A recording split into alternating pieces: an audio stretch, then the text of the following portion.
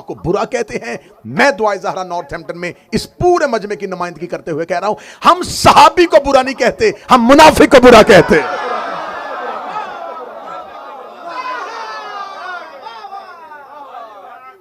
ہم صحابہ پیغمبر کو مانتے ہیں لیکن ہم منافقین کو نہیں مانتے.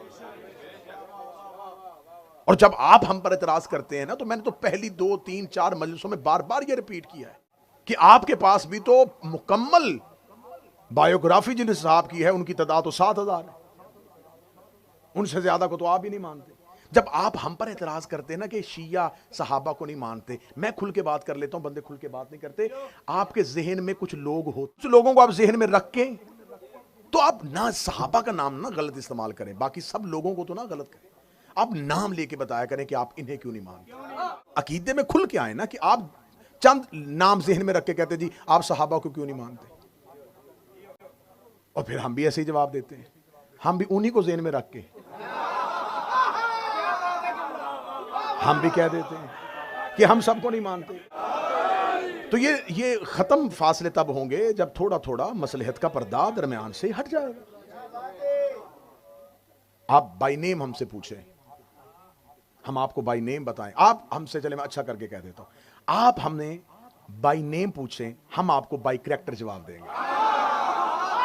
آپ ہمیں بائی نیم بتائیں کہ آپ کہیں جی آپ ان کو کیوں نہیں مانتے, ہم فوراً کتابوں سے کریکٹر پڑھیں گے. پڑھنے کے بعد آپ کو کہیں گے جی یہ کردار ہے. ہم شخصیت پرستی نہیں کرتے, ہم کردار کی عزت کرتے ہیں. یہ کردار عزت کے قابل ہے تو مان لیں. یقین کریں ہم فیملی بیک گراؤنڈ کی وجہ سے نہ کسی کو چھوڑتے ہیں نہ مانتے. اگر ہم فیملی بیک گراؤنڈ دیکھتے تو محمد بن ابی بکر کو کیوں مانتے. شیعہ مرتا مر جاتا ہے لیکن یزید کے لیے اتنا سا بھی نرم گوشہ نہیں رکھتا. اس کے بیٹے نے صرف آ کے اپنے باپ کے تخت کو ٹھوکر ماری ہے. کریکٹر آیا سامنے, ہم نے کردار قبول کر لیا.